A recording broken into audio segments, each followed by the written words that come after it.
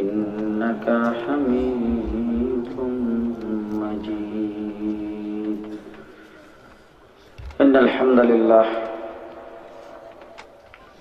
نحمده ونصلي على رسوله الكريم أما بعد فأعوذ بالله من الشيطان الرجيم بسم الله الرحمن الرحيم إنك لعلى خلق عظيم صدق الله العظيم وقال رسول الله صلى الله عليه وسلم لا يؤمن أحدكم حتى أكون أحب إليه من والده وولده والناس أجمعين وقال عليه الصلاة والسلام من يرد الله به خيرا يفقهه في الدين أو كما قال عليه الصلاة والسلام محترم صدر اجلاس মুআজ্জাজ হযরত উলামায়ে কেরাম উপস্থিত বিরাদরান ইসলাম আল্লাহ পাকের দরবারে শুকরিয়া যে আল্লাহ পাক আমাদেরকে জান্নাতের বাগানে হাজির হওয়ার তৌফিক দান করেছেন এই জন্য সবাই বলি আলহামদুলিল্লাহ। যারা আজকের মাহফিলে আগমন করেছেন আর বিশেষ করে আল হাদি যুব সংঘ এই মাহফিলের ইন্তজাম যারা করেছেন আপনাদের সকলকে অন্তরের অন্তঃস্থল থেকে ধন্যবাদ ও মোবারকবাদ জানাচ্ছি। আল্লাহ পাকের দরবারে কামনা করি যে আল্লাহ পাক আপনাদের এই প্রচেষ্টাকে কবুল করুন। আমার ভাইরা বিজ্ঞ উলামায়ে কেরামের জবান থেকে দীর্ঘ সময় আপনারা ওয়াজ নসিহত শুনেছেন। 3 দিন ব্যাপী সম্মেলনের আজকে প্রথম দিন, সামনে আরো 2 দিন আছেন। বাংলাদেশের বর্তমান সময়ে শ্রেষ্ঠতম হাদিস বিশারদ এবং আন্তর্জাতিক পরিমণ্ডলে কোরআনে কারীমের তাফসীর কারক, বর্তমান বাংলাদেশের সর্বস্তরের মুসলিম জনতার দ্বীনী রাহবার হযরতুল আল্লাম মাওলানা জুনায়েদ বাবুনগরী, হযরতুল আল্লাম মাওলানা হাফেজ তাফাজ্জুল হক শাইখে হবিগঞ্জি সহ আরো অনেক উলামায়ে কেরাম আপনাদের এই মাহফিলে উপস্থিত হবেন। ওনাদের জবান থেকে মূল্যবান কথাবার্তা আপনারা শুনবেন। আমি আপনাদের সামনে কয়েকটি কথা সংক্ষিপ্ত সময়ের ভিতরে আরজ করব। আমাদের এই যে মাহফিলগুলো, এই মাহফিলগুলো আমাদের দেশে সবচাইতে বেশি কেন? বেশির পেছনে কারণটা কি এবং কাদের প্রচেষ্টায় এই মাহফিলগুলো হচ্ছে?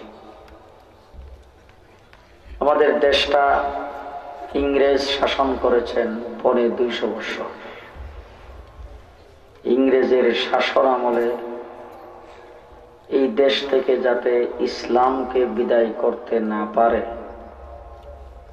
এই জন্য আমাদের বুজুর্গানে দিন 2 ধারায় কাজ করেছেন। একটি ধারা হলো ইংরেজের বিরুদ্ধে তারা লড়াই করেছে। 1803 খ্রিস্টাব্দে দিল্লির জামে মসজিদের মিম্বর থেকে শাহ আব্দুল আজিজ মুহাদ্দিস দেহলভী রহমতুল্লাহি আলাইহি সর্বপ্রথম ঘোষণা দিয়েছেন, ফতোয়া দিয়েছেন যে ভারত দারুল হরব, শত্রু কবলিত দেশ হয়ে গেছে। এই দেশে মুসলমানদের জন্য ইংরেজের বিরুদ্ধে জিহাদ করা ফরজ। এই ঘোষণার পরে আমার দেশের বুজুর্গানে দিন, আমার পূর্বপুরুষেরা 2টা ধারায় কাজ করেছেন। একটা ধারা হলো বারবার পরাজয় বরণ করার পরেও ইংরেজের বিরুদ্ধে তারা লড়েছেন এবং যুদ্ধ করে চালিয়ে গেছেন, যার ফলশ্রুতিতে পরাজিত হওয়ার পরেও বাংলাদেশে অর্থাৎ এই ভারতবর্ষে ইংরেজ থাকতে পারে নাই। এখান থেকে তারা বিতাড়িত হইতে বাধ্য হয়েছে। তাদের শক্তি এত ছিল যে গোটা পৃথিবীতে তাদের সূর্য অস্ত যেত না। গোটা পৃথিবী জুড়ে তাদের রাষ্ট্র। এত বড় শক্তিধর, তারাও চেষ্টা করে আমাদের দেশ থেকে কোরআনকে বিদায় করতে পারে নাই, ইসলামকে বিদায় করতে পারে নাই, মসজিদকে বিদায় করতে পারে নাই, আজানকে বিদায় করতে পারে নাই, দ্বীনি শিক্ষাকে বিদায় করতে পারে নাই। আপনারা যদি আমার ভাষা, আমার কথা বুঝেন, তাহলে একটু হা হু আমার সাথে করবেন। কথা কি আপনাদেরকে বুঝাইতে পারলাম? আমরা কারা, আমরা কোথায় থেকে আসছি? এই আল হাদি যুব সংঘ যারা এই সংগঠন করেছেন, ইসলামী সম্মেলন করে, বিজ্ঞ উলামায়ে কেরামকে দাওয়াত করে তারা ইসলামী সম্মেলনে ওয়াজ মাহফিলের ব্যবস্থা করেন, ওয়াজ নসিহতের ব্যবস্থা করেন। এই দ্বীনি কার্যক্রমটা করার আগ্রহটা তাদের অন্তরে জাগলো কেন? তারা ইচ্ছা করলে এখানে অন্য কিছু তো করতে পারতেন। আল হাদি সংগঠন না করে ভিন্ন কোন একটা ক্লাব করে ইসলাম বিরোধী অনেক কাজও তো করতে পারতেন, কিন্তু সেই কাজটি না করে ইসলামের পক্ষে ইসলামী সম্মেলন আর বুজুর্গানে দ্বীনকে দাওয়াত করে এখানে এনে ওয়াজ করাইবার ব্যবস্থাটা করেন কেন? এটার পেছনে কি কারণ? সেই ইতিহাস আমাদের দেশে বর্তমানে পড়ানো হয় না। টিপু সুলতান যুদ্ধ করেছেন ইংরেজের বিরুদ্ধে, টিপু সুলতানের ইতিহাস পড়ানো হয় না। সিরাজউদ্দৌলা যুদ্ধ করেছেন ইংরেজের বিরুদ্ধে, সিরাজউদ্দৌলার ইতিহাস পড়ানো হয় না। কাসেম নানতুবি রহমতুল্লাহি আলাইহি শামিলির যুদ্ধে প্রধান সেনাপতি ছিলেন, তার ইতিহাস পড়ানো হয় না। মাহমুদুল হাসান দেওবন্দি মাল্টার জেলখানার ভিতরে ছিলেন, সেই ইতিহাস পড়ানো হয় না।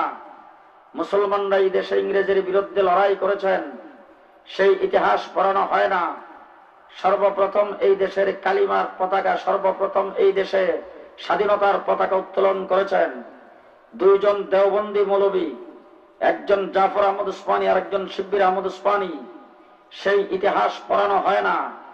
সর্বপ্রথম এই দেশের পার্লামেন্টে সভাপতিত্ব করেছেন একজন দেওবন্দি মৌলবী, সেই ইতিহাস পড়ানো হয় না। রবীন্দ্রনাথ ঠাকুরের ইতিহাস পড়ানো হয়, ইসলাম বিরোধী নাস্তিক আর মুরতাদদের ইতিহাস পড়ানো হয়। আমার ভাইরা, ইতিহাসকে মুছে ফেলা, একটা জাতিকে ধ্বংস করে দেওয়া। দ্বিতীয় নম্বর হলো কোন জাতির সংস্কৃতি, তার কালচারকে ধ্বংস করে দেওয়া, এটা হলো সেই জাতিকে ধ্বংস করে দেওয়া। আজকে আমার দেশের ৯০% মুসলমানের দেশে এই কাজটি শুরু হয়েছে। আজকে 14ই ফেব্রুয়ারি বিশ্ব ভালোবাসা দিবস পালন হয়েছে। আমার বাংলাদেশের ঢাকা শহরের সরোয়ার্দী উদ্যানে বন্ধু আর বান্ধবী একত্রিত হয়ে একজন আরেকজনকে চুমু খেয়েছেন। এই দিবসটা পালিত হয়। আমার দেশে হিজাব দিবস পালিত হয়, বিশ্ব মা দিবস পালিত হয়। বিভিন্ন দিবসের নামে এই দেশের মুসলমানের অন্তর থেকে ইসলামের কালচারকে মুছে ফেলার চেষ্টা চলছে। আমার বন্ধুগণ, আমি এই কথাগুলি আপনাদের সামনে হয়তো অনেকের ভালো লাগবে না, তারপরেও বলতে হচ্ছে। আমার দেশটা মুসলমানের দেশ। এই দেশের যুব সমাজ তাদের মুরব্বীদেরকে তারা শ্রদ্ধা করে, রাস্তাঘাটে দেখা হইলে সালাম দেয়। এই ছিল এই দেশের প্রথা, এই ছিল এই দেশের সংস্কৃতি, এই দেশের কালচার। সেই কালচারকে মুছে ফেলার চেষ্টা চলছে। 2 নম্বরে আরেকটি ধারায় আমাদের বুজুর্গানে দিন কাজ করেছেন, সেটা হলো মানুষের সমাজে যাইয়া মাদ্রাসা ভেঙে দিয়েছে। ৮০,০০০-এর উপরে মাদ্রাসা ছিল এই বাংলাদেশের ভিতরে।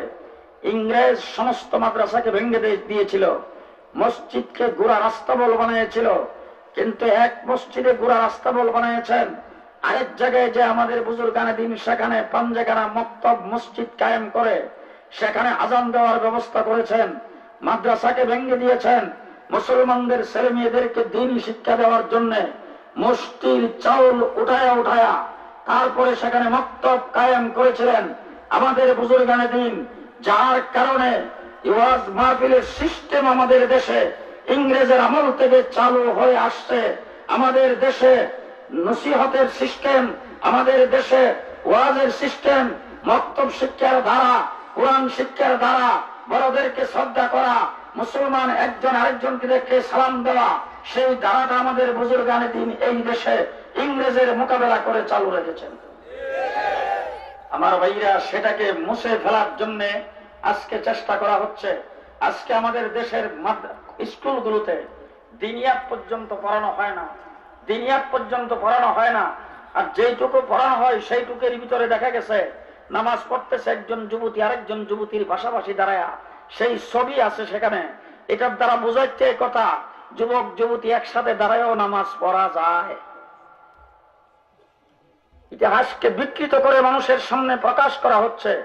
যৌন শিক্ষা বাধ্যতামূলক করে ক্লাস 6 থেকে শুরু করে আমার দেশের যুবক যুবতীদেরকে একসাথে বসায়া যৌন শিক্ষা দেয়।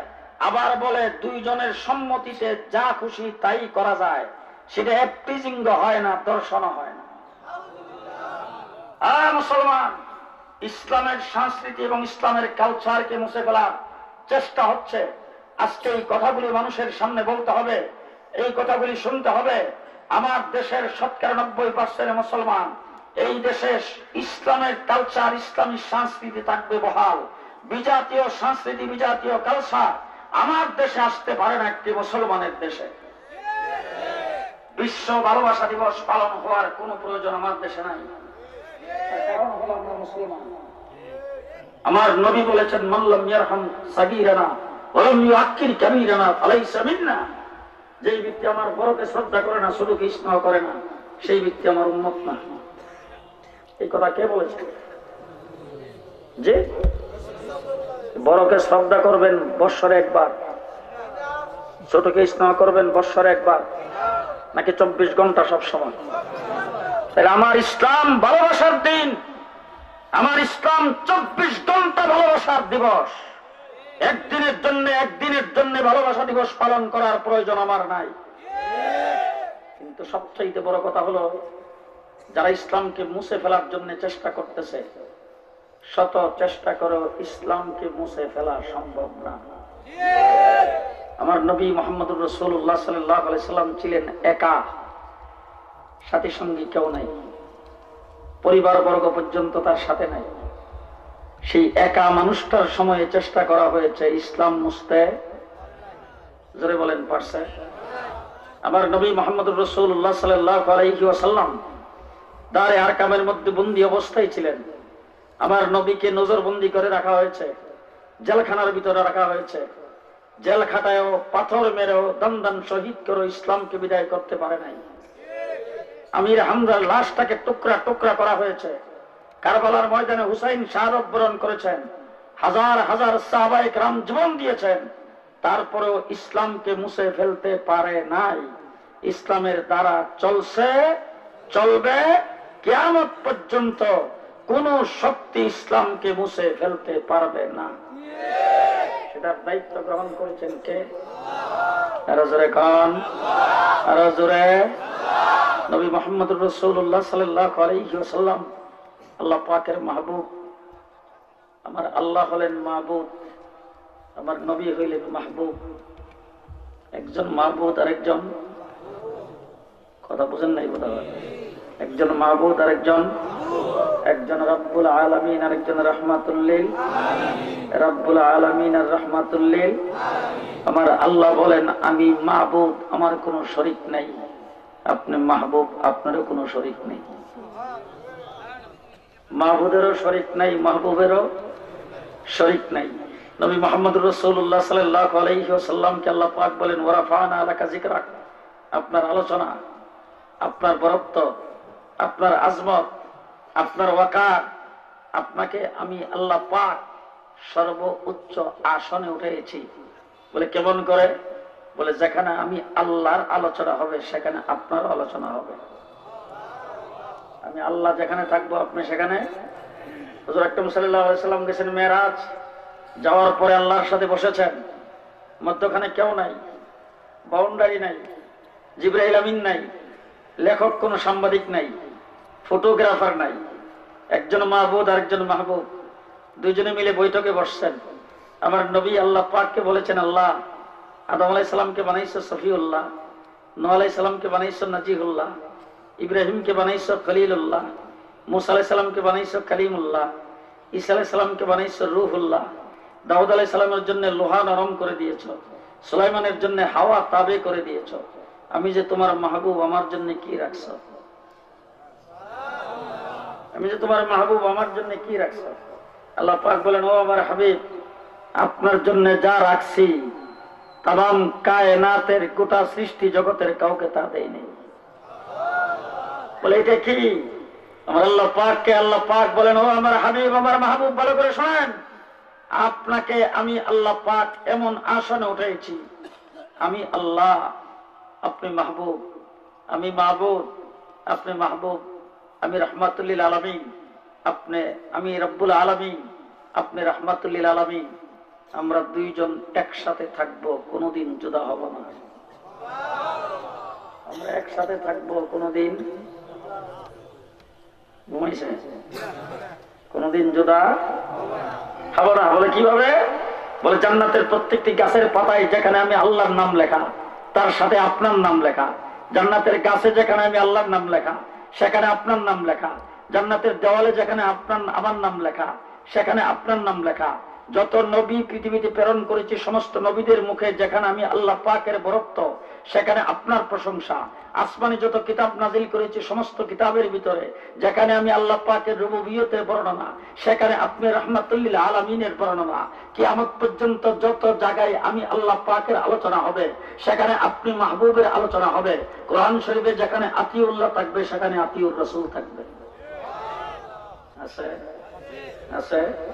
আমার আল্লাহ পাক বলেন, ও দুনিয়ার মানুষ, ভালো করে শোনো, আমি আল্লাহ তাবারক ওয়া তাআলা আমার হাবিবকে বড় বানাইছি, সকলের ঊর্ধ্বে মর্যাদা দিয়েছি, এই মর্যাদার আসনে রেখে যাতে তোমরা হাবিবকে ভালোবাসতে পারো, এই জন্য আমি আল্লাহ পাক সর্বপ্রথম হাবিবের জিকির করেছি। যত কিতাব নাজিল করেছি, সব কিতাব সমষ্টিগতভাবে আমি আল্লাহ পাক নাজিল করেছি। একসাথে দিয়েছি ইনজিল, একসাথে দিয়েছি তাওরীত, একসাথে দিয়েছি জবুর।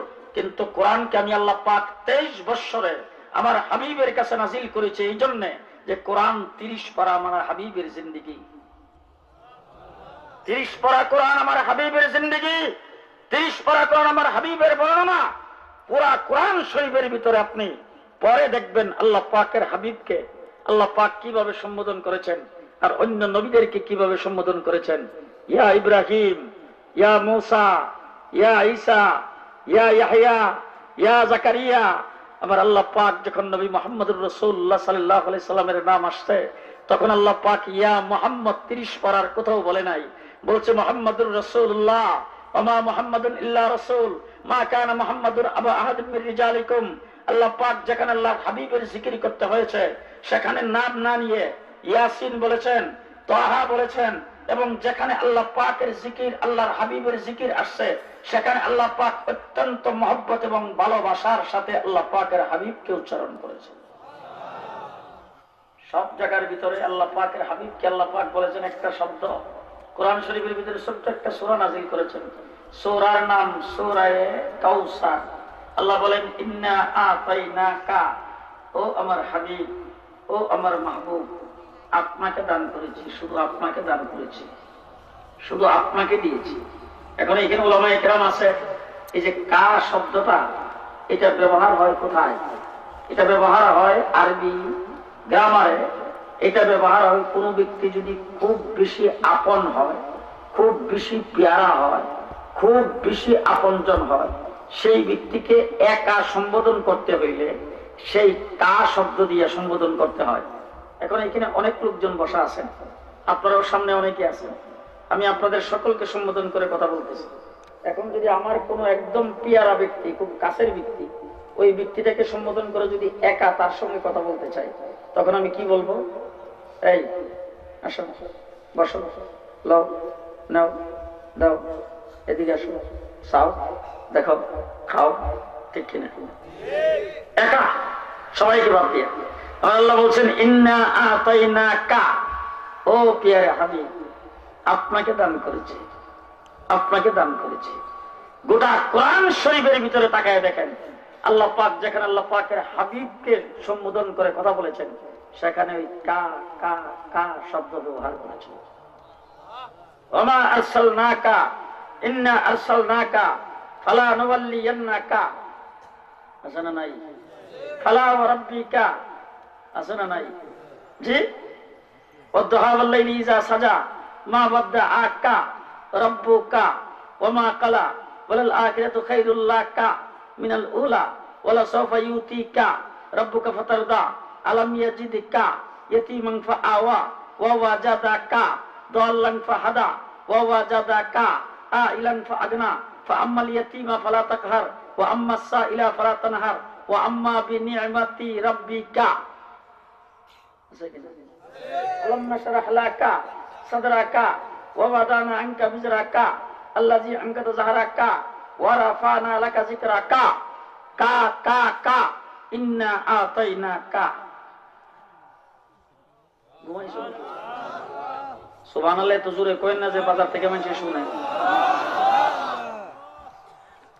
এখন আল্লাহকে জিজ্ঞেস করে, আল্লাহ আদম আলাইহিস সালাম রে তুমি বানাইছো বড় মায়া করে, মুসা আলাইহিস সালামের সঙ্গে তুমি কুহে তুরের নিকটে কথা বলছো, ইব্রাহিমকে খলিল বানাইছো, এই হযরত সুলাইমান আলাইহিস সালামকে গোটা পৃথিবীর রাজত্ব দিছো, আল্লাহ তাকে হাওয়া তাবে বানিয়ে দিছো, ইউসুফ আলাইহিস সালামকে সুন্দর করে বানাইছো, হযরত নূহ আলাইহিস সালামকে বন্যার থেকে তুমি কিস্তিতে উঠায় নাজাত দিছো, আল্লাহ ঈসা আলাইহিস সালাতু ওয়াস সালামকে তুমি মাতৃ গর্ভের ভিতরে জন্মগ্রহণ করার পরেই কুলে শিশুকে দিয়ে কথা বলাইছো।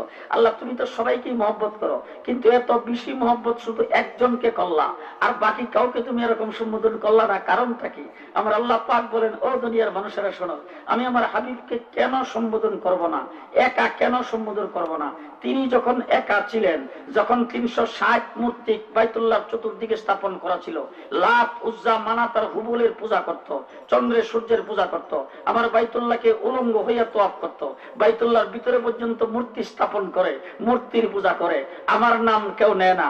ইহুদিরা 3 খোদার পূজা করে, খ্রিস্টানরা 3 খোদার পূজা করে, ইহুদিরা 2 খোদার পূজা করে। তারা যখন ঈসা আলাইহিস সালামকে বানাইছে খোদার বেটা, আর যখন মারিয়ামকে বানাইছে খোদার বউ, ওই মুহূর্তে আমার নাম লেনেওয়ালা কেউ ছিল না, আমার ওয়াহদানিয়তের সাক্ষী দেনেওয়ালা যখন কেউ ছিল না, তখন সাথী নাই, সঙ্গী নাই, উষ্টি নাই, গোষ্ঠী নাই, দলের কোনো লোকজন নাই, সমস্ত মূর্তির মধ্যখান দিয়া আমার বাইতুল্লাহকে সামনে নিয়া একমাত্র ব্যক্তি আমার হাবিব আর মাহবুব, তিনি আমার বাইতুল্লাহকে সামনে নিয়া দুনিয়ার সব কিছুকে বাদ দিয়া কার পরোয়া না করে একমাত্র তিনি একমাত্র ব্যক্তি যিনি আমার বাইতুল্লাহকে সামনে নিয়া আল্লাহু আকবার বলে দাঁড়াইছে।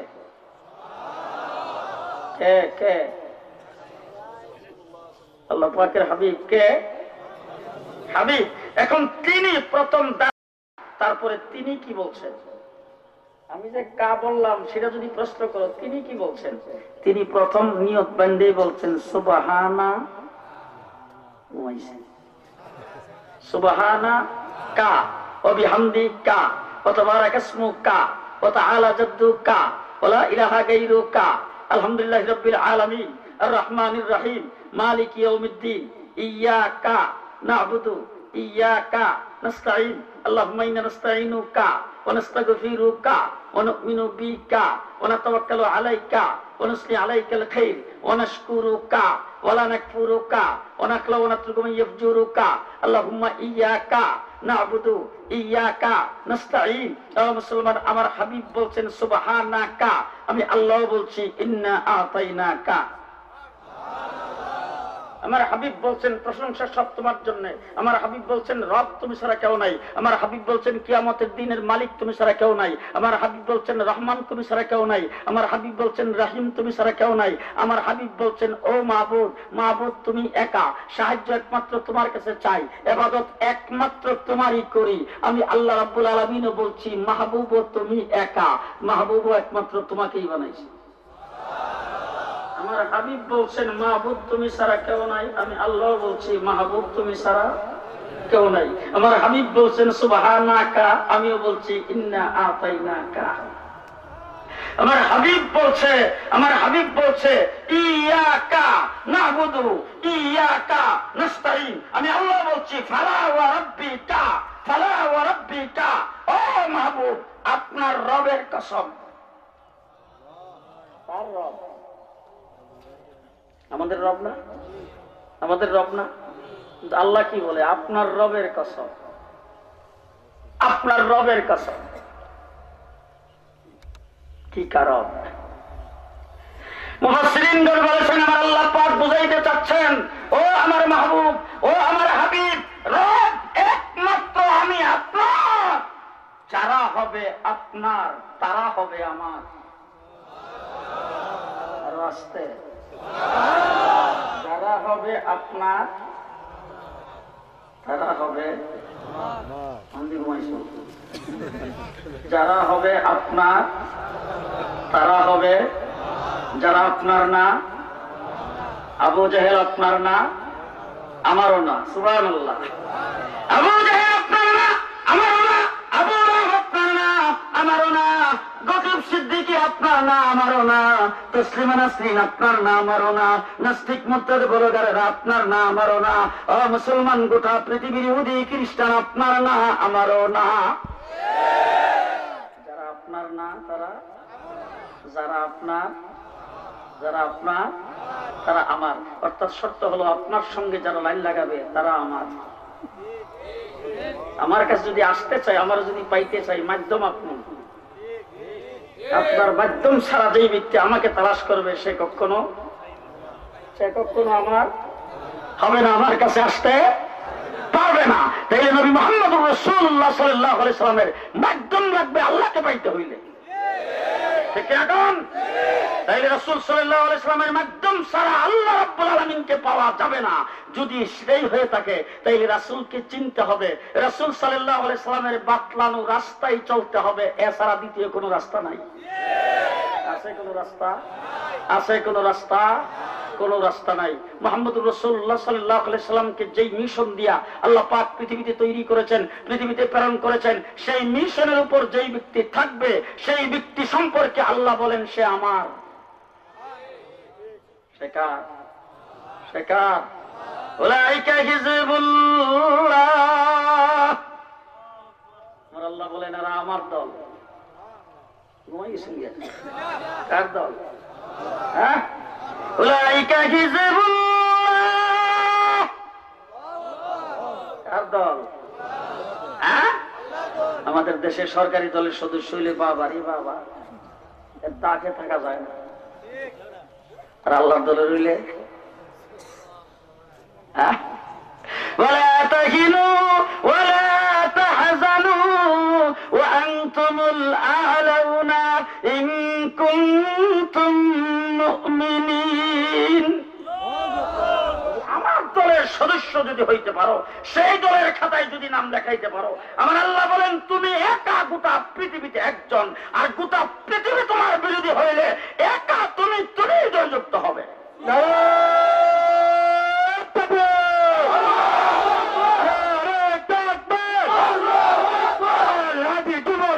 জিন্দাবাদ জিন্দাবাদ জিন্দাবাদ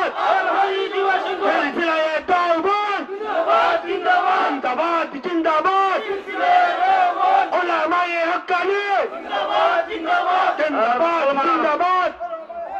গোটা পৃথিবীর শক্তি একত্রিত হয়ে তোমাকে কিছু করতে পারবে না তুমি যদি আমার দলের সদস্য হও। আলা ইন্না হিজবাল্লাহ হুমুল মুফলিহুন। যদি হিজবুল্লাহর খাতায় নাম লেখাইতে পারো, আমার দলের খাতায়, আমার আল্লাহ বলেন তুমি সর্ব অবস্থায় কামিয়াব। যুদ্ধে পরাজয় বরণ করেছ, তারপরও ইংরেজ থাকতে পারে না। শাপলা চত্বরে মাই খাইছ, তারপরও নাস্তিক মুরতাদ টিকতে পারে নাই। ঠিক কিনা? ঠিক কিনা? কারণ মল্ল কামিয়াব, বাসল কামিয়াব কার দলে থাকলে? হ্যাঁ, আল্লাহর দলে থাকলে। আর আল্লাহর দলের সদস্য হইতে গেলে রাসূলের মাধ্যমে। কথা বোধহয় বুঝেন নাই। আমার আল্লাহ পাক বলেন, ও আমার হাবিব, ইন্না আতাইনাকা, আপনাকে দিয়েছি। কি দিছ? আল কাউসার। আল কাউসার, আল কাউসারের অর্থ কি? বুজুর্গানে দিন লেখছেন তাফসীরের কিতাবে, আল কাউসার অপরন্ত নিয়ামতের ভান্ডার আপনাকে দান করেছি। এটা গোটা কায়নাতের কাউকে দেয়নি, আপনাকে দিছি। অপরন্ত নিয়ামতের ভান্ডার।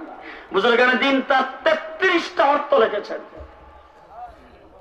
আল কাউসার, আল কাউসার, সমস্ত নবীদের সর্দার আপনাকে বানিয়েছি। আল কাউসার, জান্নাতের নহরে কাউসারের মালিক আপনাকে বানিয়েছি।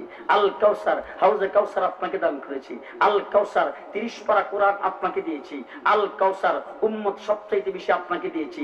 আল কাউসার, আপনাকে সাহাবায়ে কেরামের বিরাট জামাত দান করেছি। আল কাউসার, আবু বকর সিদ্দিকের মতো সাথী আপনাকে দিয়েছি। আল কাউসার, আশরায়ে মুবাশশারাত 10 জন সাহাবী আপনাকে দিয়েছি। আল কাউসার, মুজিজা সবচাইতে বেশি আপনাকে দিয়েছি। আল কাউসার, আব্বাল এবং আখেরের ইলম আপনাকে দান করেছি। আল কাউসার, হাসরের ময়দানে সুপারিশকারী আপনাকে বানিয়েছি। আল কাউসার, আপনাকে জান্নাতে আমি আল্লাহ পাক সর্বোচ্চ মুকাম দান করেছি। আল কাউসার, উপরন্ত নিয়ামতের ভান্ডার। মুজিজা সবচেয়ে বেশি আপনাকে দিয়েছি। যে সমস্ত নবীকে পৃথিবীতে প্রেরণ করেছি, কাউকে মুজিজা দিছি একটা, কাউকে দিছি 2টা, কাউকে 5টা, কাউকে 7টা, কাউকে 10টা। আর আপনার পালা যখন আসছে, আপনার কপালের মুজিজা, আপনার চোখের মুজিজা, আপনার নাকের মুজিজা, আপনার মুখের মুজিজা, আপনার থুতুর মুজিজা, আপনার দাঁতের মুজিজা, আপনার শরীরের গায়ের মুজিজা, আপনার হাতের মুজিজা, আপনার পায়ের মুজিজা। আপনি যাবেন মক্কায়, মক্কা হবে মক্কা মুকাররমা। যাবেন মদিনায়, মদিনা হবে মদিনা মুনাব্বারা। যাবেন বাইতুল মুকাদ্দাস, হবেন ইমামুল আম্বিয়া। যাবেন বাইতুল মামুর, হবেন ইমামুল মালাইকা। আসছেন আরশে, কিয়ামত পর্যন্ত আরশ গর্ব করতে থাকবে।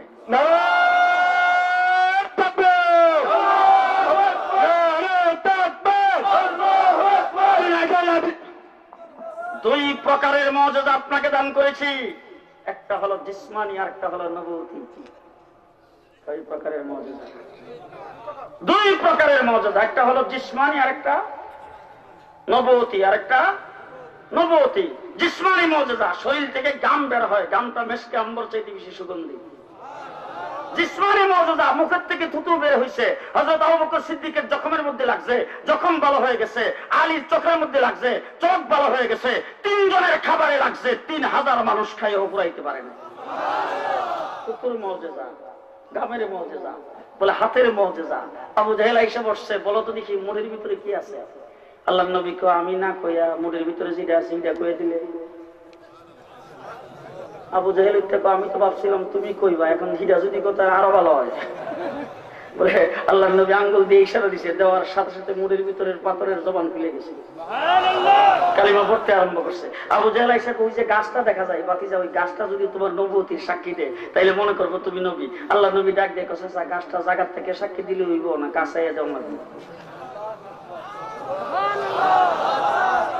আবু জাহেলের কথা আমি তো ভাবছিলাম জায়গার থেকেই দেওয়ার কথা, এখন কাছে আসার কথা যখন তুমি মনে করাইছো তাইলে কাছে আসলে তো আরেকটু ভালো লাগলো। আল্লাহ নবী আঙ্গুল দিয়ে ইশারা দিছে, গাছ মাটি সহ রাসূলের সামনে। আবু জাহেল যাই রাসূল সাল্লাল্লাহু আলাইহি সাল্লামের পূর্ণিমার চন্দ্রীর রাত্রি, 14 তারিখের পূর্ণিমার রাত্রি। আবু জাহেল যায় ভাতিজা একটা অলৌকিক ঘটনা যদি দেখাইতা এই মুহূর্তে তাহলে মনে করতাম তুমি নবী। আল্লাহ নবী ডাক দেখো চাচা এদিকে জমিনে দেখা মনে আসমান। আবু জাহেলের তো আমি তো জমিনে দেই ভাবছিলাম, তুমি যখন মনে করাইছো আসমানের, তাইলে আসমানে দেখালে তো আরো ভালো হয়। রাসূল খালি আঙ্গুলটা এইভাবে ইশারা দিছে, আকাশের চন্দ্র 2টা ভাগ হয়ে 2 দিকে পড়ে গেছে। রাসূল সাল্লাল্লাহু আলাইহি সাল্লাম হযরত ফাতেমার ঘরে গেছে, যাইয়া ফাতেমারে একটা গ্লাস দাও।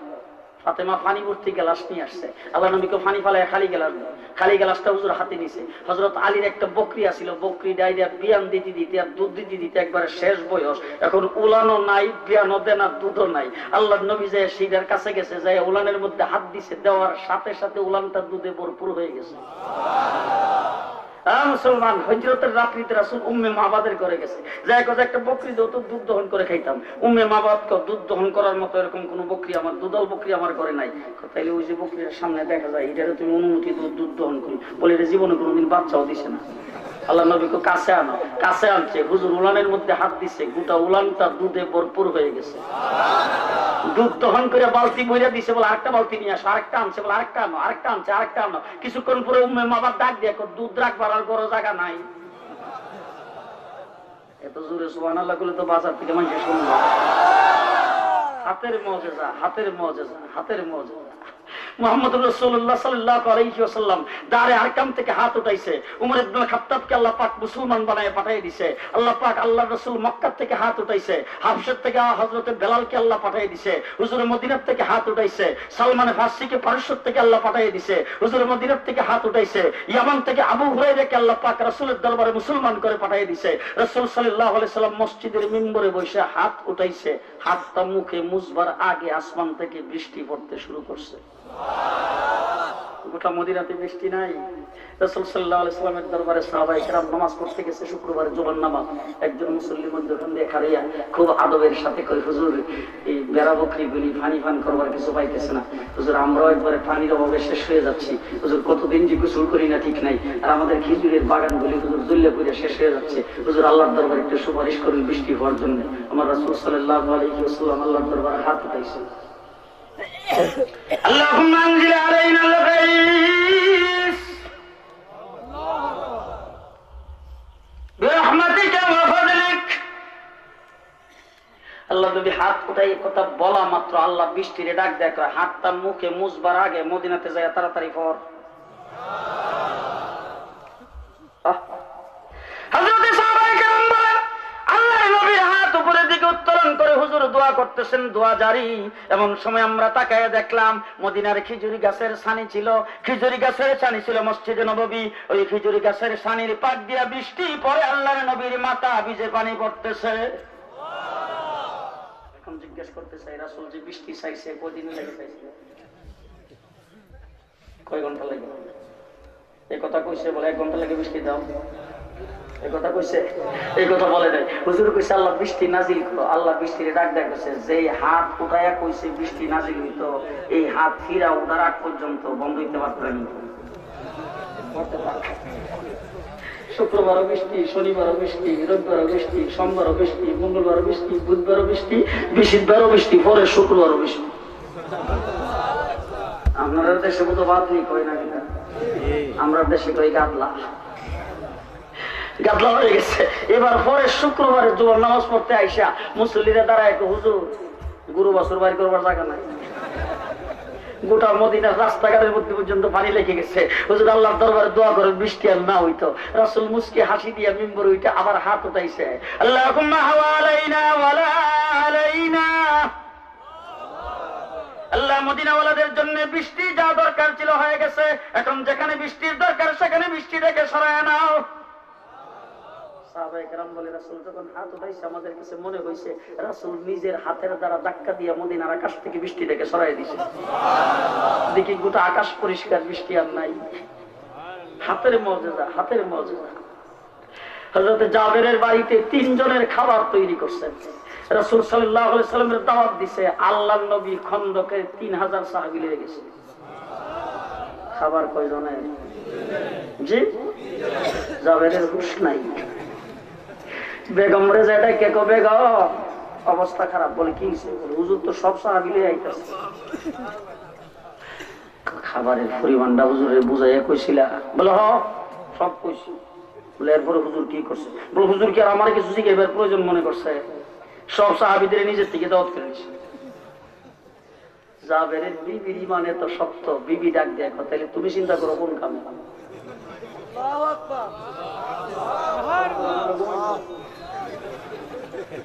জাবেরের বিবি ডাক দেয়, হুজুর যদি নিজে ইচ্ছা থেকে দাওয়াত করে, তুমি চিন্তা করো কোন কামে। দাওয়াত যে করছে হে তো বুঝবো। হুজুর বাড়ির ভিতরে আইসেই জাবেরে ডাক দেয়, ফাঁক হইতেছে কোন ঘরে? ফাঁকের ঘরে আমার লিয়ে যাও।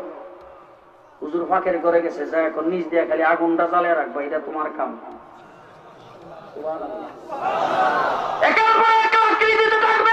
এই কাজটা হলো তোমার কাজ। আল্লাহর নবী 3টা করে রুটি হাত দিয়া ধরে পরিমাণ মতো গোশত নিয়া সাহাবায়ে কেরামের দিকে মুখ করে ডাক দিয়া বলেন, ও খন্দকের সাহাবীরা, সবাই একসাথে আসলে ধাক্কা ধাক্কি হবে, এই জন্য 10 জন করে আসতে থাকো। 10 জন করে আসো, 10 জন করে আইতেছে, আর 3টা করে রুটি পরিমাণ মতো গোশত দিয়ে রাসূল দিতে আরম্ভ করছে। খন্দকের 2.5 থেকে 3000 সাহাবী পেট করে খাওয়ার পরে দেখে গোশতর ডেগের গুছও ঠিক আছে, আর ওই যে রুটি আছে রুটিও ঠিক আছে। মুহাম্মদুর রাসূলুল্লাহ সাল্লাল্লাহু আলাইহি ওয়াসাল্লামের জিসমানি মুজিজা। এবার আসল নবুয়তি মুজিজা, অগণিত নবুয়তি মুজিজা আল্লাহ পাক রাসূলকে দান করেছেন। আপনাদের এখানে পোস্টারে তো অনেকের নাম, বড় বড় বুজুর্গানি দিন আসবে। এখন মনে করেন জুনায়েদ বাবু নগরী সাহেব আসলো, হবিগঞ্জের মুহাদ্দিস সাহেব আসলো, এরকম বুজুর্গানি দিন আসলে ওনাদের সামনে যদি আপনারা এইভাবে যে যারা দাঁড়ানো, যারা বসা, এইভাবে যদি বসে থাকেন, এইটা তো মাইনা নেওয়া যায় যে বড় হুজুরের সামনে বসে। আমার মতো একজন নালায়েক, অসুস্থ, না উপযুক্ত একজন মানুষ এসে আপনাদের সামনে দাঁড়াইলাম, আর আপনারা একবার যারা পর্দার বাইরে হেরা ওইদিকে একজন একজন ধাক্কাও দেয় না, বাদামও খায় না, বোঝাবুঝিও করে না। ঠিক কিনা? বাংলাদেশের যত বড় লিডার, কোন লিডার কাই না দারুণ বাজার একটা জনসভা দেন, এর অর্ধেক মানুষ যদি হয় কয়েক দশজন পুলিশ দিয়ে এইভাবে চুপ করে বসায় রাখতে পারবে না। যেমন নবীর মুজিজা, নবীর মুজিজা কিয়ামত পর্যন্ত ওলামায়ে কেরামের সামনে মানুষ এইভাবেই বসে থাকবে। ঠিক কিনা? আজকে বলা হয় যে মাহফিলগুলো মনিটর করা হচ্ছে, মাহফিলগুলোর মধ্যে নজর রাখা হচ্ছে, মুফাসসিরে কোরআনের নাম দিয়া, ওয়াইজিনে কেরাম দিয়া সেখানে যেন জঙ্গিবাদকে উস্কায় না দেয়। পরিষ্কার বলতে চাই, প্রতি রাত্রে হাজার হাজার মানুষের সামনে কথা বলি, যত পাখির মতো মানুষ আমাদের কথা শুনে, আমরা জঙ্গিবাদকে উস্কায় দেয় না, জঙ্গিদেরকে তওবা করে ভালো মানুষে পরিণত করি।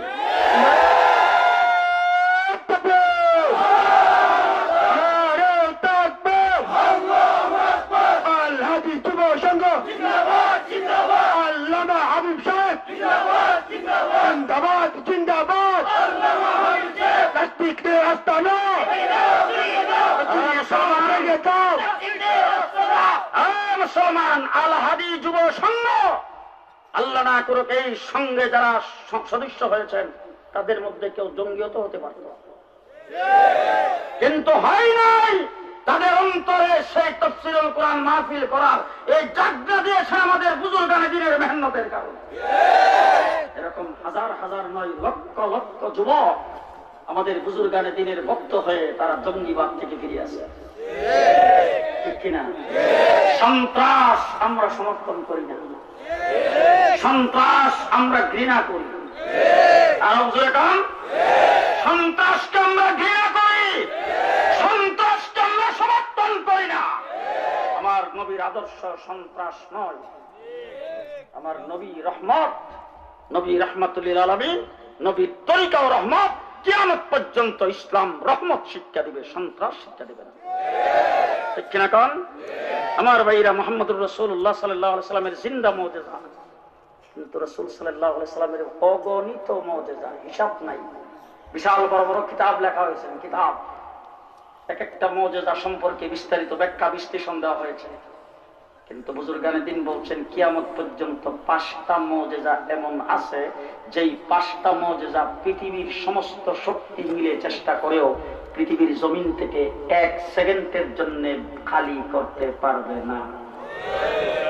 আজকে যারা বলে ব্যঙ্গের সাদার মতো কওমি মাদ্রাসা গড়ে উঠছে, পরিষ্কার বলতে চাই, কওমি মাদ্রাসা রাসূল সাল্লাল্লাহু আলাইহি ওয়াসাল্লামের মুজিজা। ইংরেজ চেষ্টা করে পারে নাই আনার তলার দেওবন্দ মাদ্রাসাকে বিদায় করতে। তোমরাও ব্যঙ্গের সাতার মতো বলে দেশের মাদ্রাসাগুলোকে বিদায় করতে পারবে না, সেই শক্তি তোমাদের নাই। 5টা মুজিজা কিয়ামত পর্যন্ত থাকবে। কয়টা? 5টা। এর মধ্যে একটা হলো আল কোরআন।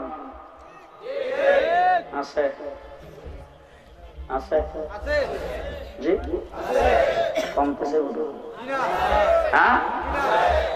গোটা পৃথিবীর ইহুদি খ্রিস্টান বিশেষজ্ঞরা রিসার্চ করে বলেছেন, বর্তমান আধুনিক যুগের আধুনিক পদ্ধতির কম্পোজ কারক সেই কম্পিউটার, সেই কম্পিউটারের মাধ্যমে যেই বইটা সবচাইতে বেশি কম্পোজ হয় সেটার নাম আল কোরআন। আধুনিক যুগের মেশিনে যেটা সবচাইতে বেশি ছাপা হয় সেটার নাম আল কোরআন। বর্তমান মার্কেটে যে বইটা সবচাইতে বেশি বিক্রি হয় সেটার নাম আল কোরআন। গোটা পৃথিবীতে যেই বইয়ের সবচাইতে বেশি ব্যাখ্যা বিশ্লেষণ হয়েছে সেটার নাম আল কোরআন। ঠিক কিনা কম? শুধুমাত্র উলামায়ে দেওবন্দ দারুল উলুম মাদ্রাসা উলামায়ে কেরাম এ পর্যন্ত যা তাফসীর লিখেছেন তার সংখ্যা 250-এর উপরে। 250-এর উপরে তাফসীর উলামায়ে দেওবন্দ লিখেছেন। মুসলমানেরা, কোরআন শরীফ আল্লাহ পাকের কালাম আছে, হাফেজের সংখ্যা বুধ কমতেছে। জি, হাফেজের সংখ্যা কমতেছে না বাড়তেছে? এই গত রমজানের আগে বেফাকুল মাদারিসিল আরাবিয়া বাংলাদেশে বুট আছে 17টা। আপনাদের সিলেটের আজাদ দিনিয়া দ্বারা আছেন, হবিগঞ্জের উমেদনগর মাদ্রাসার অধীনে আরেকটা বুট আছে, আমাদের ব্রাহ্মণবাড়িয়া জামিয়া ইউনুসিয়ার অধীনে আরেকটা বুট আছে। এরকম 17টা বুট আছে, কিন্তু এর মধ্যে যে একটা বুট বেফাকুল মাদারিসিল আরাবিয়া, শুধু বেফাক বুটে যে হাফিজি শেষ করে কোরআন শরীফ হেফজ করে যারা পরীক্ষা দিছে গত রমজানের আগে, তাদের সংখ্যা 75,000-এর উপরে। বাড়তেছে না কমতেছে? হাফিজি মাদ্রাসা বাড়তেছে না কমতেছে? জি মুসলমান, গোটা পৃথিবীর জমিনে আজকের থেকে 15 বছর আগে লন্ডন থেকে অনেক বন্ধুরা ফোন করতো, ফোন করে বলতো, হুজুর খতমে তার ইচ্ছা ছিল বাংলাদেশে কোন একজন হাফেজকে স্পন্সর করলে পাওয়া যাবে কিনা। আর আজকে লন্ডনে যাই, রমজান মাসে দেখি প্রত্যেকটা মসজিদে 2, 4, 5, 7 জন 10 জন হাফেজের নই থাকে। গড়ে গড়ে হাফেজে কোরআন লন্ডনের জমিনে বসবাস করে, ইংল্যান্ডে বসবাস করে, অনেক মেয়েরা পর্যন্ত 30 পারা কোরআনের হাফেজ আছে কিনা? বাড়তেছে না কমতেছে? কোরআনে কারীম আমার নবীর মুজিজা, 1 নম্বরের মুজিজা। কিয়ামত পর্যন্ত 1 সেকেন্ডের জন্য পৃথিবীর থেকে কেউ খালি করতে পারবে না, সেই শক্তি পৃথিবীর নাই। 2 নম্বর মুজিজা রাসূলের হাদিস। কমছে জি, হযরত শামসুল হক ফরিদপুরি রাহমাতুল্লাহি আলাইহি, হযরত হাফিজ জি হুজুর রাহমাতুল্লাহি আলাইহি, পীর জি হুজুর রাহমাতুল্লাহি আলাইহি, ওনারা হযরত তানভী রাহমাতুল্লাহি আলাইহির দরবার থেকে এসে ঢাকাতে একটা মাদ্রাসা সর্বপ্রথম সূচনা করছিলেন। সেই মাদ্রাসার নাম হলো বড় কাটারা মাদ্রাসা। আজকের থেকে প্রায় 50-55 বছর আগে। আর বর্তমানে ঢাকা শহরে 350 দাওরে হাদিস পর্যন্ত মাদ্রাসা। কমতেছে? হাদিসের সংখ্যা কমতেছে? জি, রহমতুল্লাহ আলাইহি দেওবন্দ দারুল উলুম মাদ্রাসা করে সর্বপ্রথম ছাত্র তৈরি করেছেন মাহমুদুল হাসান দেওবন্দি। তার থেকে যে ছাত্র তৈরি হয়েছে পৃথিবীর ইতিহাসে দ্বিতীয় আরেকজন নজির দেখাইতে পারবে না। হযরত হাকিমুল উম্মত আশরাফ আলী থানভী রাহমাতুল্লাহি আলাইহি সেই মাহমুদুল হাসান দেওবন্দির দরবার থেকে তৈরি হয়েছে। কুতুবে আলম হুসাইন আহমদ মাদানী মাহমুদুল হাসান দেওবন্দির দরবার থেকে তৈরি হয়েছে। বিশ্ববিখ্যাত মুহাদ্দিস আনোয়ার শাহ কাশ্মীরি মাহমুদুল হাসানের দরবার থেকে তৈরি হয়েছে। মুফতি কিফায়াতুল্লাহ বিশ্বের দরবারে উলামায়ে কেরাম বলেছেন আগামী 500 বছরের ভিতরে এমন কোন মুফতি তৈরি হয় নাই, গত 500 বছর এমন কোন মুফতি আসে নাই। এত বড় মুফতি মাহমুদুল হাসান দরবার থেকে তৈরি হয়েছে। উবাইদুল্লাহ সিন্দির মতো মুজাহিদ মাহমুদুল হাসান দেওবন্দির দরবার থেকে তৈরি হয়েছে। বিশ্ববিখ্যাত মুবাল্লিগ হযরত মাওলানা ইলিয়াস রাহমাতুল্লাহি আলাইহি মাহমুদুল হাসান দেওবন্দির হাতের গড়া। এরপরে এক একজন কি করছেন বলে হযরতে আনোয়ার শাহ কাশ্মীরি রাহমাতুল্লাহি আলাইহি ৪৫,০০০ ছাত্রকে বুখারী শরীফ পড়াইছেন। হযরত কুতুবে আলম হুসাইন আহমদ মাদানী রাহমাতুল্লাহি আলাইহি ৭০,০০০ ছাত্রকে বুখারী পড়াইছেন। মুসলমানেরা, এক একজনের এরকম হাজার হাজার, আর এই ৭০,০০০ যে হুসাইন আহমদ মাদানী পড়াইছেন, এই ৭০,০০০-এর এক একজনের ছাত্র কত? শুধুমাত্র নুরউদ্দিন গহরপুরী রাহমাতুল্লাহি আলাইহি ৪০,০০০ ছাত্রকে পড়াইছে। শেখে কোরিয়া, শেখে ইমামবাড়ি, আল্লামা আহমদ শফি, হুসাইন আহমদ মাদানীর খলিফা, হাজার হাজার ছাত্র। এই বছর ২৫০০ ছাত্র আছে শুধু দাওরায়ে হাদিসে। উনি শাইখুল হাদিস বুখারী শরীফ পড়ান। মুসলমান, হাদিসের সংখ্যা কমতেছে না বাড়তেছে? বুখারী শরীফ আমাদের কওমি মাদ্রাসাতে পড়ানো হয়, আস্তে কমতে। জি, আপনারা কি কোনোদিন এরকম দাওয়াত পাইছেন যে এই মাদ্রাসায় বুখারী শরীফের সর্বপ্রথম সবক দেওয়া হবে? এরকম দাওয়াত পাইছেন না? আবার খতমে বুখারীর অনুষ্ঠান দাওয়াত পাইছেন কি? কারণ একমাত্র কওমি মাদ্রাসা ইফতিতাহে বুখারীর মাধ্যমে বুখারী শরীফ পড়া শুরু করে, ইফতিতামে বুখারীর মাধ্যমে শেষ করে। শুধুমাত্র কওমি মাদ্রাসা বুখারীর হক আদায় করে বুখারী শরীফ পড়ায়। গোটা বাংলাদেশের ভিতরে বর্তমানে শ্রেষ্ঠ মুহাদ্দিস হবিগঞ্জের শেখ হবিগঞ্জি দামাত সরকার 60 পারা বুখারী পড়ে। আমার একদিন 60 পারা বুখারী, এগুলো বুখারী 30 পারা, আমি 60 পারা কই পাই? আমি তুই মাদ্রাসা পড়াই পুরা প্রথম থেকে নিয়ে শেষ পর্যন্ত বুখারী ব্যাখ্যা বিশ্লেষণ করে যদি পড়ায় থাকে, তাহলে একমাত্র কওমি আর দেওবন্দি উলামায়ে কেরাম পড়ায়। সরকারি মাদ্রাসাগুলোতে সাজেশন পড়ায়, সাজেশন। পরীক্ষা দেওয়ার লেগে যায়, দেখেন না বাংলা বাজার সাজেশন 60টা, বুখারী শরীফ মুসলিম শরীফের সাজেশন 60টা, রাস্তার কিনারে আইল্যান্ডের উপরে ফেলাইতে রাখছে। দেখেন আমাদের কওমি মাদ্রাসায় বুখারী শরীফ যে পড়ায়, সেখানে বুখারী শরীফের দর্শে বুখারী শরীফের কি সম্মান, ঠিক কিনা? কারণ এখন ওই বুখারী যারা ব্যাখ্যা বিশ্লেষণ সম্পর্কে ব্যাখ্যা বিশ্লেষণ দিয়া পড়ায়, আর যারা ব্যাখ্যা বিশ্লেষণ সহ পড়ে, এরা বুখারী উলামা। এখন বুখারী উলামা হয়ে গেছে আর দাড়ি ছাড়তে ছাড়তে যাকাত দিতে দিতে নিয়ে সামনের লগে লাগাইছে। আরব আমিরাত, কাতার, কুয়েত বিভিন্ন জায়গায় যাইয়া রাস্তার সিগারেটের খোসা পরিষ্কার করছে। কিছুদিন পরে দেশ আয়া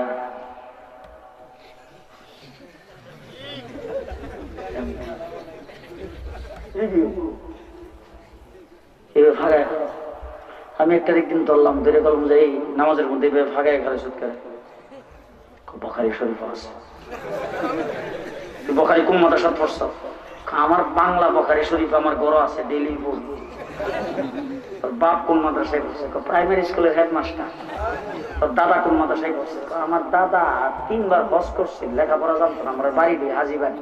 তাই বললাম যে তুইও বুখারী পড়ছ নাই, তোর বাপও পড়ে নাই, তোর দাদাও পড়ে নাই, তোর 14 গোষ্ঠী বুখারী পড়ে নাই, তুই বুখারী উলো হইলো কোথেকে? তোর লগে বুখারী লই আমার কোনো কথা নাই। ফাগায় কিলে খারে সুদি ডাকো, ফাগায় খারে সুদিটার মধ্যে সব ডাকেই ডাকো। হ্যাঁ, ফাগায় খারুলে সাইডে দিয়া শয়তান যায় না। ফাগায় খারুলে সাইডে দিয়া শয়তান যায় না। আপনারা যদি আমার খারাপ মনে না করেন, তাহলে আমি হেরে যে বাসায় খুশি বাসাটা আপনাদের শোনাইতে চাই। খারাপ মনে করবেন না তো? আমি ওরে বললাম যে তুই যে ফাগায় খারুস সাইডে দিয়া শয়তান আটকাবে লাগিয়া, তো তোর হুগান নিশিদা দিকেছে 14 আলী, তখন তুই আসলি, তখন তুই আসলে আবার কোন নিয়ত এখানে মায়া লোক আমিন।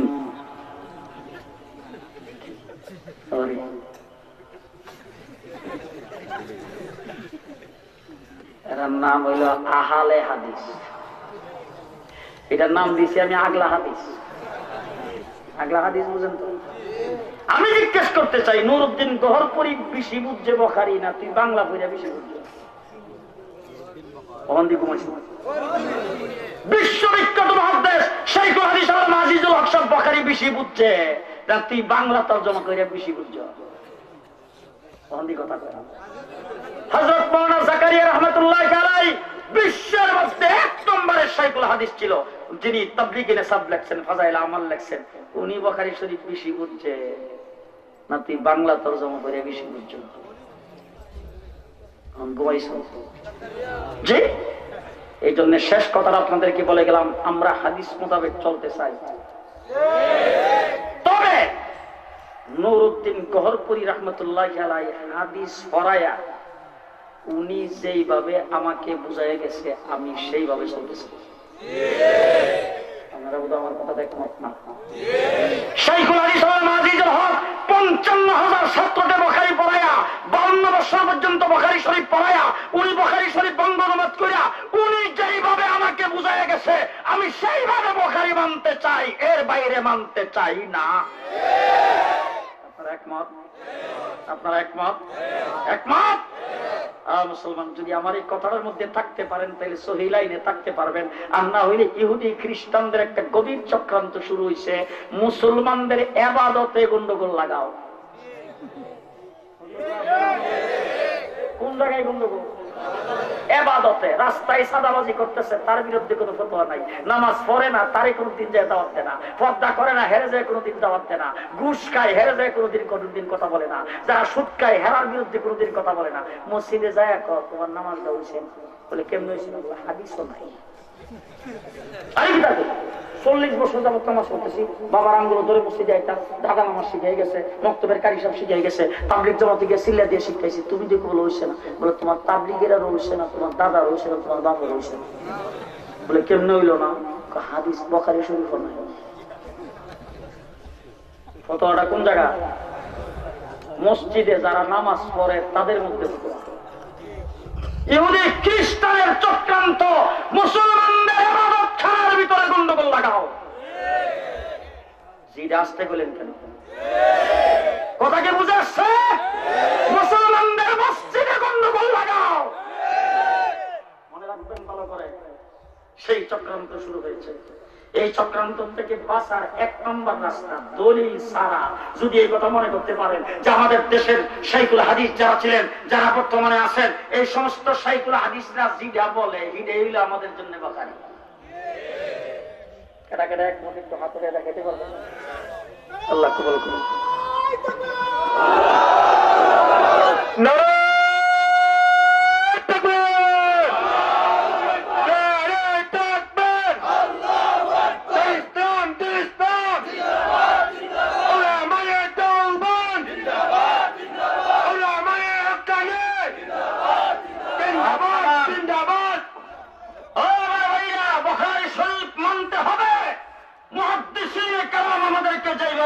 সেইভাবে মানতে হবে। আমার শেখ প্রহরপুরি রহমতুল্লাহ আলাই, আমার শেখ ইমাম বাড়ি রহমতুল্লাহ আলাই, আমার শেখে বরনবী, আমার শেখে বাগা, আমার শেখে বিয়ামপুরি, আমার শেখে হাফিজ হুজুর, আমার শেখ শাইখুল হাদিস আজিজুল হক, এই সমস্ত বুজুর্গান দিন বলছেন বুখারী শরীফ মানব ইমামে আজম আবু হানিফা রহমতুল্লাহ আলাইহির মাসলা অনুযায়ী। আমিও সেটাতেই আছি, এর বাইরে কিছু মানতে রাজি না। কথা বুঝাইতে পারলাম? ইমাম ফখরুদ্দিন রাজি রহমতুল্লাহ আলাইহি আল্লাহ সম্পর্কে দলিল তালাশ করত। লোকজন রাস্তাঘাটে পাইলে জিজ্ঞাসা করে, এই মিয়া তুই মুসলমান? বলে হবে। মুসলমান কেমন হইছ? আল্লাহ স্বীকার করছে, আল্লাহ রাসূল স্বীকার করছে, আখিরাত স্বীকার করছে, মুসলমান হইছ। আচ্ছা তুমি যে মুসলমান হইছ, আল্লাহ স্বীকার করছো, আল্লাহ সম্পর্কে তোমার কাছে কোনো দলিল আছে? এখন আমাদের বাজারে যদি যাই, গ্রামের কোনো মানুষ জিজ্ঞাসা করে দলিল দেবো, তাই কি কম? হ্যাঁ হুজুর তাবলিগে গেছিলাম, হুজুররা ওয়াজ করতে আইছি, জুনায়েদ বাবুনগরী সাহেব, হবিগঞ্জের মাদ্রাসা, ওনারা বইলা গেছে, এর বেশি জানি না। তখন একদিন গেছে আপনাদের ক্ষেত ছিলেন তো, জমিন আছে না, জমিন যায় দেখে এক বেচারা ক্ষেতের মধ্যে কাজ করতেছে, কাপড় কাঁচা দিছে একবারে ফাঁসা বাইর করে। ওই বেটারা যে ডাক দেখো, বেটা তুমি মুসলমান? বলে হ। মুসলমান কেমন হইছ? বলে আল্লাহ স্বীকার করছি, আল্লাহ রাসূল স্বীকার করছি, আখিরাত স্বীকার করছি, মুসলমান হইছি। আচ্ছা তুমি যে আল্লাহ স্বীকার করছো, আল্লাহ সম্পর্কে তোমার কাছে কোনো দলিল আছে? এতদিন লোকজনকে জিজ্ঞাসা করলে হ্যাঁ কইতে বলে আমার কাছে কোনো দলিল নাই, হুজুরদের মুখে শুনছি। হেরে যখন জিজ্ঞেসে হ্যাঁ ওইটা কহ আছে। আচ্ছা তোমার কাছে দলিল থাকে, দলিলটা কই দেখাও। বলে আপনি কেন কারণ আমি দলিল লই আই। বাড়িতে গেছে, খারুয়ে রয়েছে, উনি খারুই থেকে মনে মনে ভাবতেছে বাপ দাদা বুঝো হয় বড় কোনো আলেম আছে, ঘরে মনে হয় মুড়া একটা কিতাব আছে, এই কিতাবটাই না আমার হাতে দিয়া করবে, হুজুর আপনি পয়লা দলিল বাইর করে লো। আচ্ছা ঠিক আছে, খারুয়ে রইলাম, কিতাবটা পাইলে কিতাবটা লয়ে গেলাম। কিছুক্ষণ পরে দেখে কিতাবের বংশ নাই, বই পুস্তক নাই, ফাইলপত্র নাই, কাগজপত্র নাই, মুড়া দিকে একটা বরাক বাঁশের গুড়ি। বরাক বাঁশ চিনেন তো? বরাক বাঁশের একটা গুড়ি মুড়া শক্ত দিকে কান্দ ফেলায় লয়ে আই। একটু দূরে থাকতে ডাক দিয়া জিজ্ঞেস করে, তুমি যে দলিলের জন্য গেলা, তুমি যে কি লইতেছ? দলিল কো? ওইটা হুজুর দলিল আনছি, কাঁচায় লই দিন। কাছে যায় হুজুর, এত বড় আসমান, এত বড় জমি, এত পাহাড় পর্বত, এত নদী নালা, এই চন্দ্র সূর্য, আল্লাহ পাকের সৃষ্টির এত কিছু দেখার পরে যেই ব্যক্তি আল্লাহ সম্পর্কে দলিল তালাশ করে হেল্লাইকে দলিল হইলে এই বরাক বাসের ঘুরি দেয়। কথা বুঝেন না আপনি? আমারও পরিষ্কার বাংলা কথা নুরুদ্দিন গহরপুরি সাহেব বলার পরে, তারপরে দরগার ইমাম সাহেব বলার পরে, সেইকে কোরিয়া বলার পরে, সেইকে বড়নবী বলার পরে, সেইকে বিয়ামপুরি বলার পরে, সেইকে কাতিয়া বলার পরে, হবিগঞ্জের মুহাদ্দিস সাহেব বলার পরে, সেইকে ইমামবাড়ি বলার পরে, হাফিজ হুজুর বলার পরে, শাইখুল হাদিস আল্লামা ইজলাত বলার পরে, মুফতি আমিন সাহেব বলার পরে, হযরত উবাইদুল হক বাইতুল মুকাররমের খতিব তারা বলার পরে, এরপরে তুমি বুখারী শরীফ নিয়ে আইবা। তোমার বুখারী মানতে রাজি না, তোমার লাগে দলিল হইল বরাক বাসের গুড়ি দেয়া। কথা বুঝে আসছে? হাদিস আছে, কিয়ামত পর্যন্ত থাকবে, 1 সেকেন্ডের জন্য বিদায় করতে পারবে না। 3 নম্বর মুজিজা উলামায়ে কেরাম। উলামায়ে কেরাম আছে, সংখ্যায় বোধ দিন দিন কমতেছে। জি কমতেছে না বাড়তেছে? আছে উলামায়ে কেরাম। 4 নম্বর মুজিজা মসজিদ। মসজিদের সংখ্যা কমতেছে মনে হয়। জি আপনাদের এলাকায় অনেক লোকজন থাকে লন্ডন, তাদেরকে জিজ্ঞাসা করে দেখেন, লন্ডন, শুধু লন্ডন শহরে বর্তমানে 500-র উপরে মসজিদ আছে। কথা বুঝেন নাই? যদি মাইকে আযান ওপেন যদি সব মসজিদে হইতো, গোটা লন্ডন শহরে ঢাকা শহরের মতো আওয়াজ হইতো। বাড়তেছে না কমতেছে? বড় বড় চার্চ, বড় বড় গির্জা বিক্রি হয়, সেইগুলি মুসলমানরা কিনা মসজিদ বানায়। গোটা ইউরোপ ঘুরে দেখে আসলাম। গত 3-4 বছর আগে গেছি স্পেন, একজন দেশে গেছি, আপনাদের এখানে মসজিদ ছিল না করে শুনছিলাম, এখন মসজিদ বলে হুজুর 750 মসজিদ আছে। এইবার গিয়া জিজ্ঞেস করলাম এখন মসজিদের সংখ্যা কত, বলে হুজুর 1300। কমতেছে? মসজিদ আছে আছে। আল্লাহ হযরত ইব্রাহিম খলিল যখন বাইতুল্লাহ শরীফ তৈরি করছে, বাইতুল্লাহ পরিদর্শন করার জন্য আল্লাহ পাক জিবরাইলকে পাঠাইছে।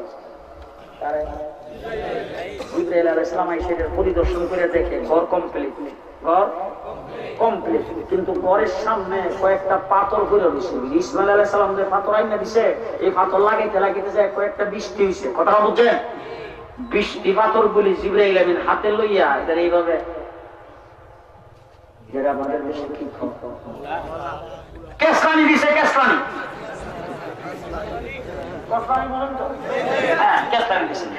আমার হাতে যদি বাদাম দেন, বাদাম কেসলানি দিলে কিন্তু বাঁধত না। আর জিবরাইলে পাথর রে কেসলানি দিতে পরে পাথর হয়ে গেছে ফাউটা। সুবহানাল্লাহ কয়, ফাউটার হয়ে গেছে পরে ফাউটার গুলি হাতে নিয়া দিছে ফু।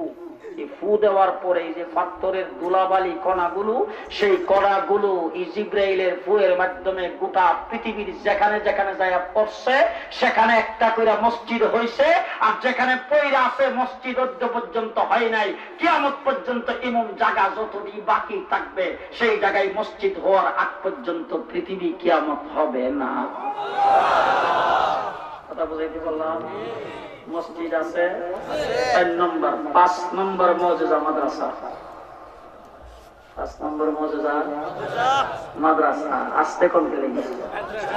এখন যারা বলে মাদ্রাসায় জঙ্গিবাদের ট্রেনিং হয়, যারা বলে ব্যাঙ্গের ছাতার মতো মাদ্রাসা গজায় উঠছে, পরিষ্কার বলতে চাই, নবীর মুজিজা ব্যাঙ্গের ছাতা বলে সেটাকে উড়াইয়া দেওয়া যাবে না। কয়টা মুজিজার কথা কইলাম? 5টা মুজিজা। কিয়ামত পর্যন্ত শত বিরোধিতা করো, 1 সেকেন্ডের জন্য খালি করতে পারবে না। একটা হলো কোরআন, 2 নম্বরে হাদিস, 3 নম্বর উলামায়ে কেরাম, 4 নম্বরে মসজিদ, 5 নম্বরে মাদ্রাসা। মনে থাকবে? মনে থাকবে? এই 5টা মুজিজার সাথে যারা সম্পৃক্ত হবে, আমার আল্লাহ বলেন এরা আমার দল। কার দল? কার দল? আল্লাহর দল। আল্লাহর দল। সরকারি দলের সদস্য হলে কিন্তু ইমিগ্রেশনে যায় লাইন ধরে কারণ লাগে না।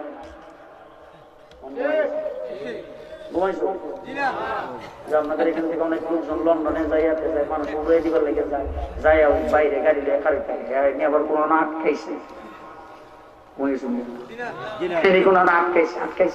ইমিগ্রেশন করতে মালের বুকিং দিতে বুঝেন না, মাল যদি আবার 2-4 কেজি বেশিও তাইলে কত বিপদ, এটা আবার ফেরত দেয় লেগে খালি থাকে। আর সরকারি দলের লোক, হ্যাঁ বাসার থেকে টেলিফোন করছে, ভিআইপি লাউঞ্জের সামনে যে থামছে, পরে গাড়িটার দরজাটা বাইরে থেকে টান্দা দুইজনে খুলছে, খুললে ওই স্যার আসেন আসেন আসেন আসেন, এই পাসপোর্টটার টিকিটটা দিয়ে দেন। পাসপোর্ট টিকিট পেয়ে আরেকজন চলে গেছে, ওনারা নিয়ে বয়সে ভিআইপি লাউঞ্জের বসায়, স্যার মালের লাগে। বলে মালের লাগে ওই পেছনের মাইক্রোটার মধ্যে 14টা,